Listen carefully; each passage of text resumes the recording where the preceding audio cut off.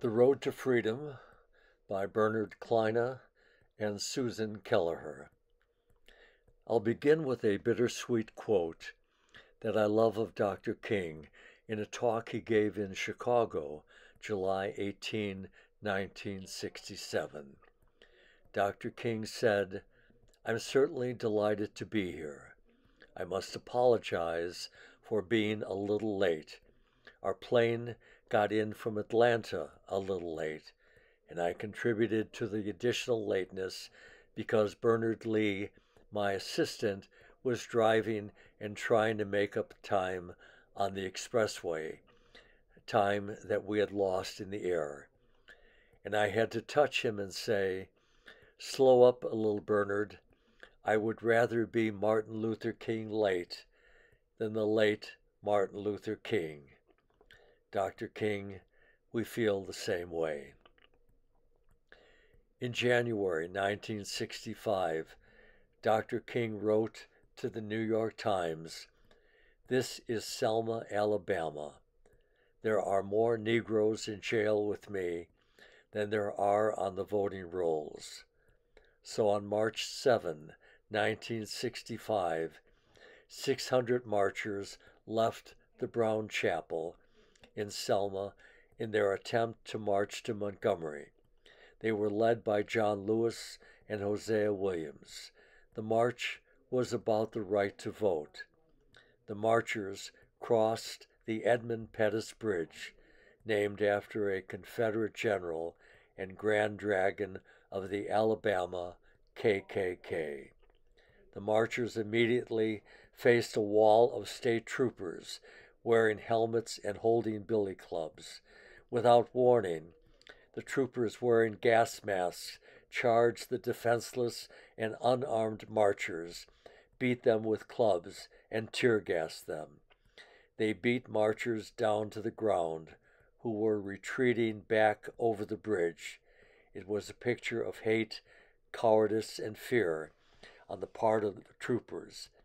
Deputies of Sheriff Jim Clark, some on horseback, trampled the marchers who were gasping for breath while running back for freedom, back to the Brown Chapel. Years later, I met Mama Lily, one of the marchers.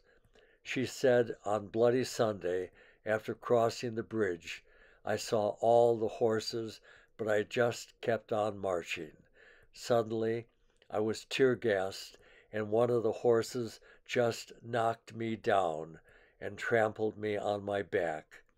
When I got up, I just started running back to the Brown Chapel. I knew I was somebody, but they didn't treat me like I was somebody. Treated me just like dirt, like I was a dog, wasn't even as good as a dog. That bothered me for a long, long time." My involvement in civil rights began while viewing marchers on TV fighting for voting rights. That's when I realized that I had to do something, and 8 days later I flew to Selma the week after Reverend James Reeb was beaten and killed by thugs in that city. In Selma, each day, we would walk in solemn dignity from the Brown Chapel to City Hall, demanding that everyone have the right to vote. We walked 2 by 2, dressed like we were going to church. In fact, the marches always began and ended at the Brown Chapel. The peaceful, nonviolent protest impacted not only Selma, but the entire country. Remembering this and more, I wonder why anyone now would try to take away or diminish a person's right to vote, which was won over the blood-soaked bodies and tear-filled eyes of men, women, and even children who fought for that right. I was arrested and jailed 2 days before the successful march to Montgomery for just walking in a Selma neighborhood without buttons or signs and with just 4 other determined protesters. I wish to this day that I could have photographed Sheriff Jim Clark, the state troopers in riot gear, and the self-appointed, community-anointed posse, given only a badge and a club, who surrounded me and 150 or so other peaceful freedom fighters. The irony of the police in riot gear was lost on the troopers, but not on the world. Even with all their riot gear, guns, clubs, and badges, they were more afraid of us than we were of them, and we were unarmed. This action in Selma is a reminder that when anyone bravely stands up against injustice in civil and human rights, it is as if they are riding on the same bus with Rosa Parks, walking over the same bridge with John Lewis, or marching on the same streets of Chicago with Dr. King. Ultimately, Selma was about voting rights. In 1965, crossing the bridge was more than a symbolic gesture. It was a crossing that ultimately changed the law and maybe even a few hearts along the way.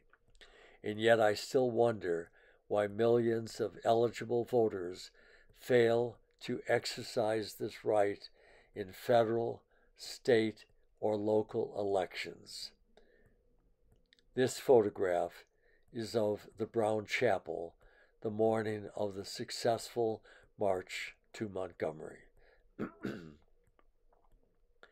When America thinks of the civil rights movement, most think of bus boycotts, voting rights, freedom rides, integrating lunch counters, movie theaters, water fountains, and so much more.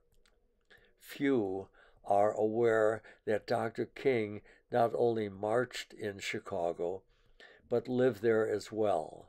His work in Chicago is perhaps the best kept secret of the civil rights movement.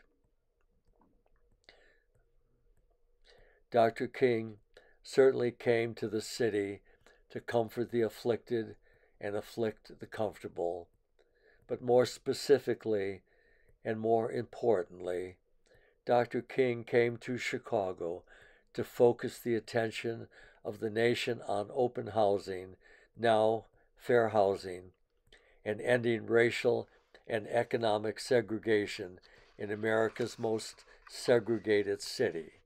Sadly, fair housing still remains the stepchild of the civil rights movement.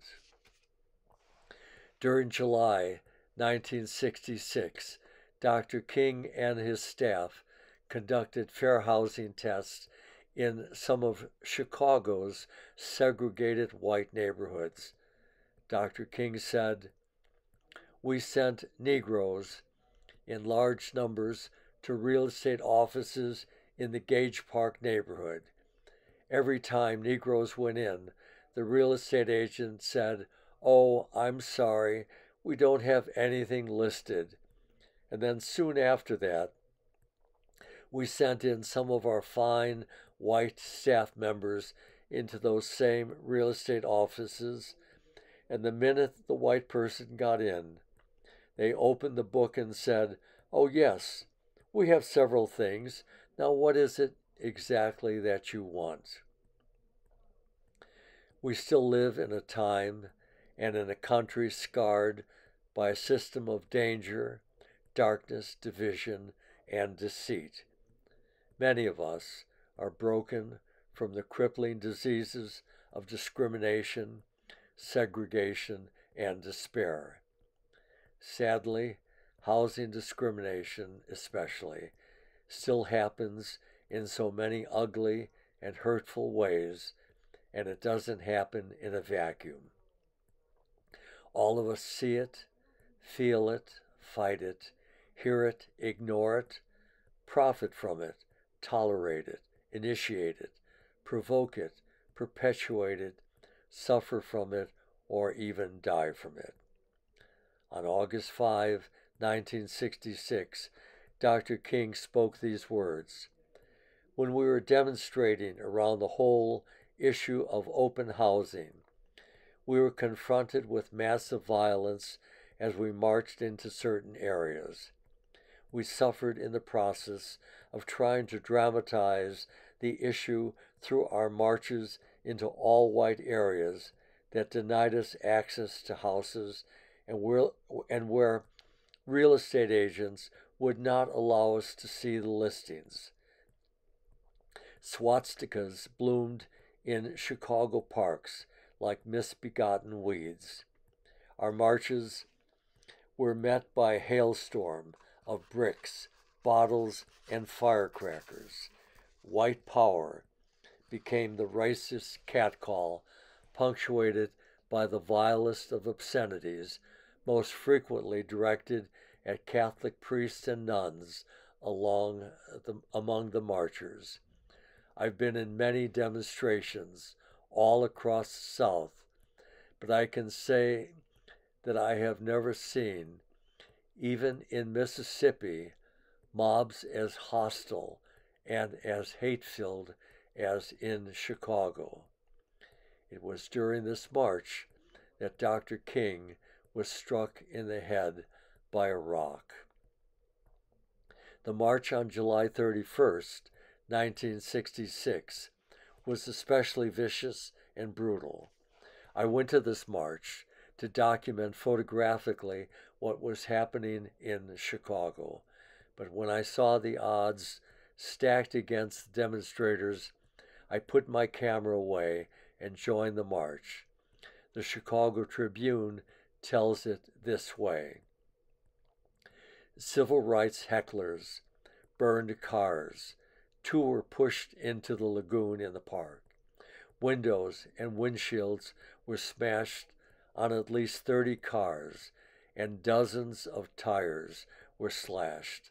Also, cherry bombs and firecrackers were tossed among the marchers as bottles and bricks flew through the air.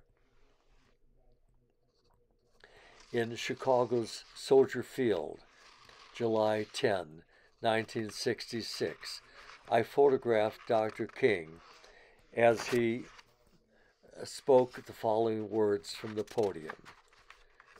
He said, Our power is not in violence. Our power is in our unity, the force of our souls, the determination of our bodies. Nonviolence does not mean doing nothing. It does not mean passively accepting evil. It means standing up so strongly with your body and soul that you cannot stoop to the low places of violence and hatred. I often quote Dr. King's words because they are even more relevant today than when he first spoke them. But Dr. King, on July 18, 1967, said, "There is nothing more dangerous than to build a society who feel that they have no stake in it, who feel that they have nothing to lose. What I'm getting at is this. A riot is the language of the unheard, and we must honestly admit that there are several things that America has refused to hear. Today, Dr. King might say that gun violence is the language of the unheard." I want to take a moment to celebrate lawyers, and in particular, Dr. King's lawyers. Now, my question to all of you here is, according to Professor Claiborne Carson, the preeminent Martin Luther King scholar, how many lawyers did Dr. King have? While you were thinking of that number, consider what Dr. King said about lawyers.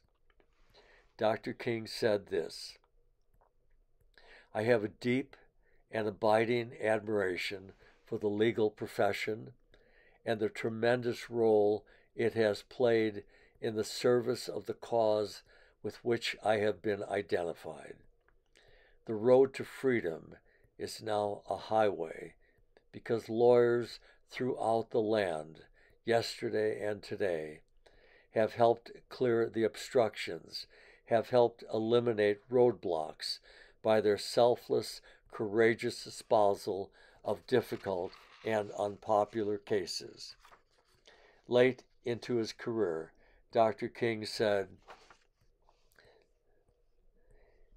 "It is common knowledge that I have had a little something to do with lawyers since the 1955 Montgomery bus boycott." Then he described himself as a notorious litigant and a frequenter of jails. Dr. King's civil rights campaign began and ended with lawyers and the courts. Northwestern professor Len Rabinowitz tells us that from 1955 arrest and prosecution of Rosa Parks in Montgomery that jump-started his career to the 1968 court victory in the Memphis sanitation workers' strike occurring on the day of his death, lawyers served as a nearly constant companion, a fact of his activist life. According to Professor Carson, he said, "It doesn't surprise me that there were more than 60 lawyers involved. Today, we don't have a symbolic leader like Dr. King, so we don't have 60 lawyers for any one person. However, we still have courageous, compassionate, and committed lawyers who still fight for freedom, justice, and equality." I'd also like to take a moment to celebrate the life of Rosa Parks. She is not only a great woman in her own right, but Rosa Parks made Dr. King into a civil rights leader. As a minister, Dr. King's agenda was his trilogy of evils: racial injustice, militarism, poverty, not civil rights. The way I look at it, his career, says Professor Carson, is that he went on a detour because of Rosa Parks. He was drafted into the civil rights movement, and for more than 10 years, I think all of us would agree, he did a pretty good job of it. Dr. King was much more radical than many realize. He worked not only to end Jim Crow, but ending all the kinds of oppression that accompanied Jim Crow. Also, in early 1967, Dr. King said that the war in Vietnam is an unjust war. It is an evil war. It cannot be compared with other wars. He added, "When the guns of war become a national obsession, social programs inevitably suffer. Consciences are not seared as much during a period of war. There is something about war that takes away that element of conscience. People adjust to killing, and people adjust to brutality, and this is what has happened. Again, America has failed to heed the words of Dr. King."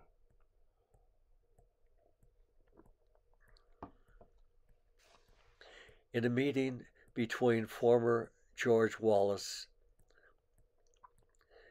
Fred Gray, Dr. King's first lawyer, and Northwestern University professor Darlene Hine, the following transpired.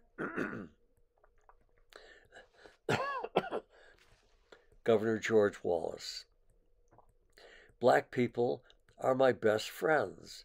I love black people. All you historians have gotten me wrong. I never was a segregationist."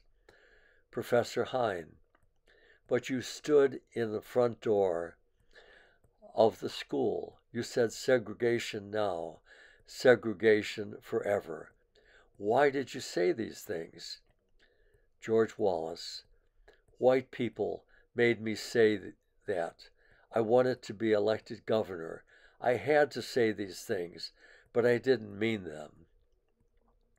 How many George Wallaces are there today in Congress, the Senate, the governorships, and even the White House? America still struggles with its past and the legacy of Dr. King. In Alabama and Mississippi, the holiday for Martin Luther King and Robert E. Lee are celebrated together. One a beloved civil rights leader, the other a general who fought to maintain slavery. Lawyer and activist Bryan Stevenson states, I think people have been told that nothing shameful ever happened in Alabama, and that what happened in the past was not a function of bad behavior or lack of character. It was just a sign of the times, just the way it was. He said in Germany, people are not trying to erect monuments and memorials to the architects of Nazism and fascism. I think there is a recognition that what happened during that era was not just wrong, but shamefully destructive. We haven't made it consequential for people to engage in this kind of romantic and misguided worldview around this history. People haven't been motivated to see the harm.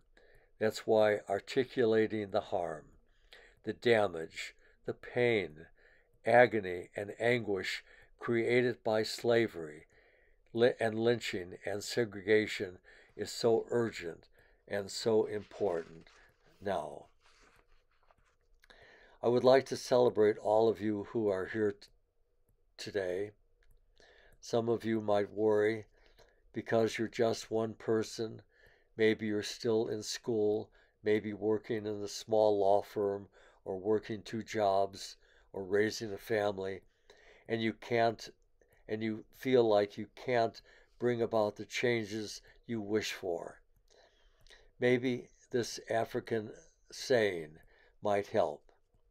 If you think that you are too small to make a difference, try spending the night in a closed room with a mosquito.